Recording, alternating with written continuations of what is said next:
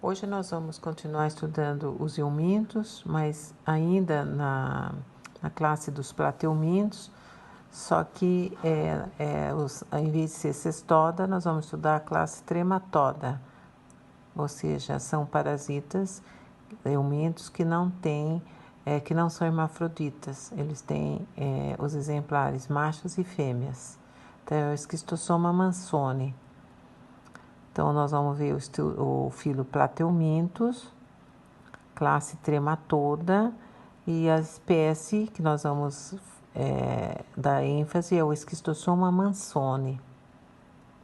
A prevalência é grande depois da malária, está presente em 75 países, 80% dos infectados estão na África e no Brasil.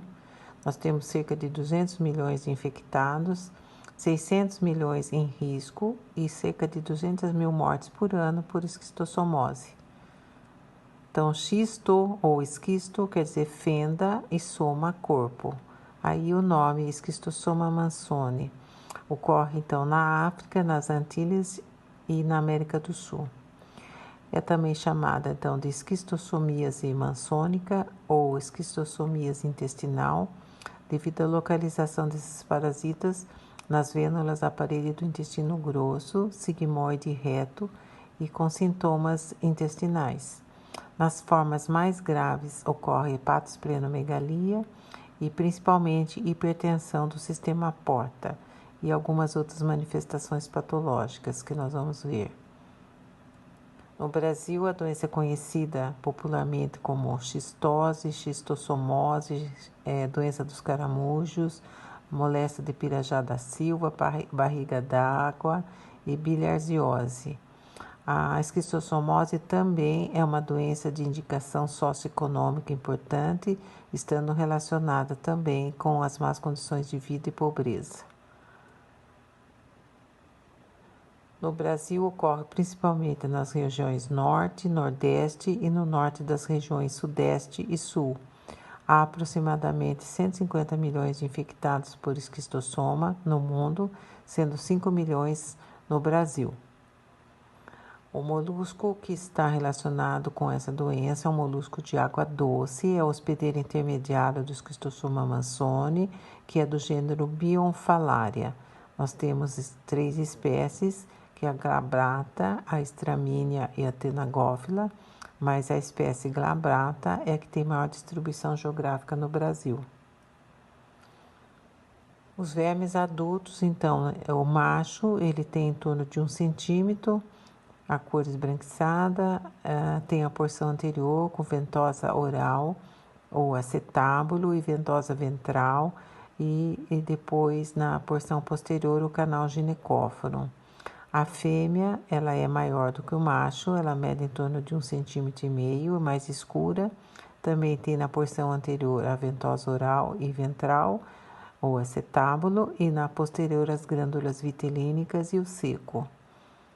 O ovo, ele é um ovo relativamente grande, ele tem em torno de 150 microns, ligeiramente ovalado, e na porção lateral, na parte mais larga do ovo, ele tem um espículo voltado para trás.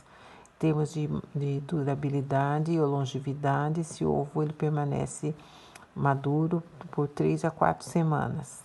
O ovo maduro é aquele que contém dentro dele uma larva chamada miracídio. Então, o miracídio é uma forma unicelular ciliada. O esporocisto são formas unicelulares também que se desenvolvem no caramujo e que se dividem assexuadamente. A cercária, ou mais precisamente chamada de fucocercária, mede em torno de 500 microns, possuem 2 ventosas, uma ventosa oral e ventral, um corpo e a cauda é bífida. Essa forma é que sai do caramujo, nada na água doce e penetra na pele do homem. Penetrando na pele do homem, ele perde a cauda, só penetra o corpo e passa a se chamar esquistossômulo. Os vermes adultos, o habitat deles é sistema porta intrahepático, ocorre a maturidade sexual, casalamento e postura. no plexo hemorroidário, então, né, mais precisamente nas veias mesentéricas inferiores. Em termos de ciclo, então, o esquistossoma mansoni possui um ciclo heteroxênico, né? Então, o hospedeiro intermediário é um molusco do gênero Bionfalaria. Então, a partir do momento que ocorre a penetração da cercária pela pele do homem, ele passa a se chamar esquistossômulo, ele se dissemina pelo sangue, atinge o fígado, onde vão se transformar em vermes adultos, machos e fêmeas.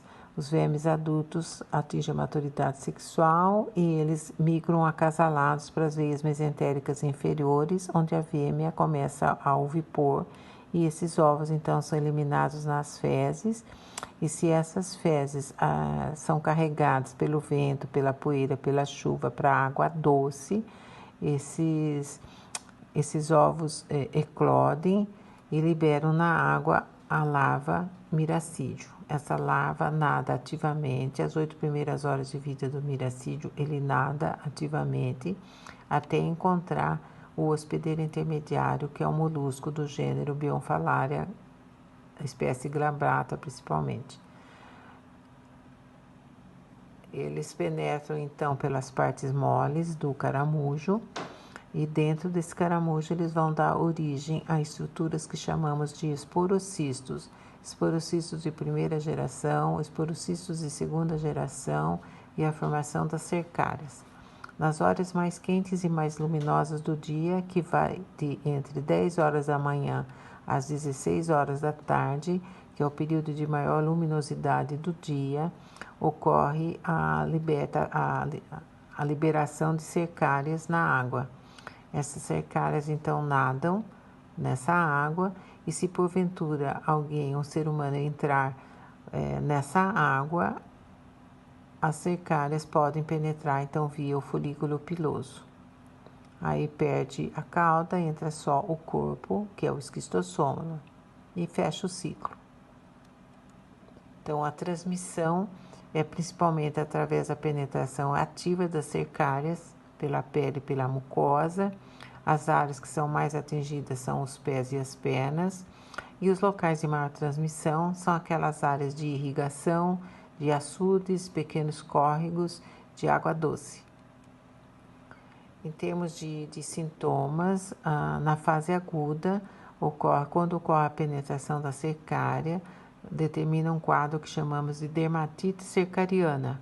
O paciente vai ter uma sensação de coceira, de comichão, eritema, edema, formação de algumas pequenas pápulas e dor. A partir do momento, então, que penetrou e são os esquistossômulos, em torno de 3 dias eles são levados para os pulmões, uma semana depois eles estão nos vasos do fígado. Nesse período, o paciente vai apresentar febre, eosinofilia, linfadenopatia, esplenomegalia, hepatomegalia e urticária.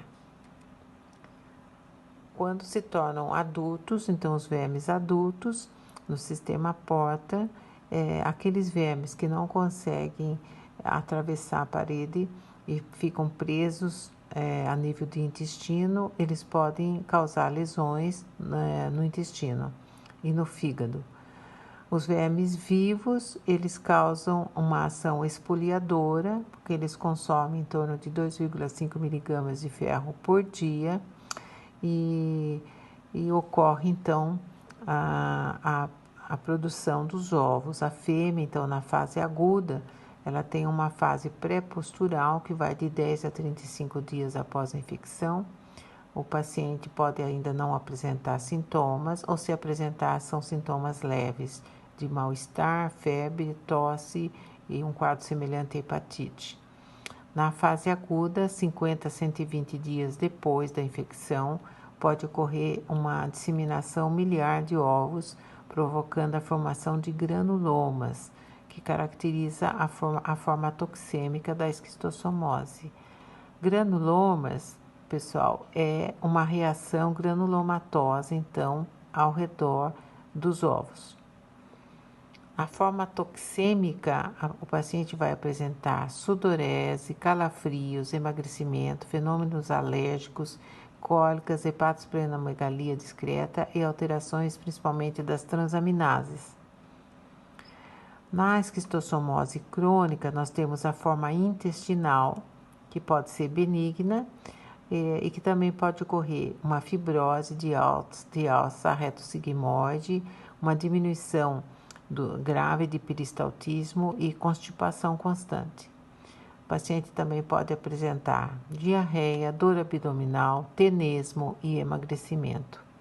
A formação desses granulomas, que eu falei, que é uma reação inflamatória ao redor do ovo e também pode ocorrer ao redor dos vermes adultos que estão mortos, vai ocorrer então num determinado ponto ou do intestino ou do fígado. Na forma hepática, então, o fígado vai estar aumentado de tamanho e doloroso da palpação. Os ovos podem então ficar presos nesse espaço porta com a formação desses granulomas. Então vai ocorrer uma fibrose com lobulações, que a gente chama de fibrose periportal, e principalmente um quadro clínico importante que é a obstrução dos ramos intrahepáticos da veia porta, levando a um quadro de hipertensão portal. Esse quadro de hipertensão portal, então, vai provocar a formação de acúmulo de líquido no abdômen, que a gente chama de ascite, ou popularmente conhecida como barriga d'água. Na forma esplênica, a congestão também do ramo esplênico, levando à esplenomegalia. Em relação, então, à obstrução, pode ocorrer, então, a formação de uma circulação colateral para compensar, né, o fluxo ali a nível de plexo hemorroidário, a nível de umbigo, esôfago e região inguinal. Ocorre-se o risco também da formação de varizes esofagianas, que pode ocorrer rompimento e hemorragias. Então, aqui vocês veem a ascite, né, que é o volume aumentado do abdômen. Em termos de diagnóstico laboratorial parasitológico, existe um método específico para a esquistossoma mannsoni, que é o Cato-CATS, mas também pode ser feito o Lutz-HPJ. Ocorre também, mas não com muita frequência, você fazer biópsia retal ou biópsia hepática. O hemograma pode ser acompanhado porque ele vai demonstrar leucopenia, anemia e plaquetopenia.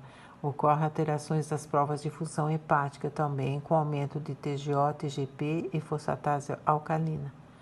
Em relação aos exames imunológicos, podemos fazer intradermorreação, ELISA, fixação de complemento e imunofluorescência. Aqui vocês veem na figura a formação de granulomas a nível de fígado, que é essa reação granulomatosa ao redor dos ovos. Aqui também formação de granuloma ao redor de vermes adultos mortos. Em termos de epidemiologia, então essa doença tem uma ampla distribuição geográfica, na África, nas Antilhas e na América do Sul. No Brasil ocorre uma transmissão principalmente numa faixa contínua ao longo do litoral. A faixa etária mais jovem é a faixa etária maior de risco. A questão de temperatura e luminosidade é importante para o ciclo desse parasita. Tem que existir um hospedeiro susceptível, que é o molusco do gênero Bionfalaria, e tem que existir a presença das pessoas infectadas, eliminando os ovos nas fezes. O tratamento, principalmente, é oxaniquine, que age sobre as formas adultas do parasita, e o praziquantel, que age também sobre as formas adultas do parasita. A profilaxia, principalmente, é saneamento básico, educação sanitária, tratamento dos doentes e o combate aos moluscos nos focos peridomiciais através de moluscocicidas. Esse uso dos moluscocicidas é bem contraditório, porque ambientalistas são contra o uso de jogar veneno nas lagoas, porque destrói fauna e flora.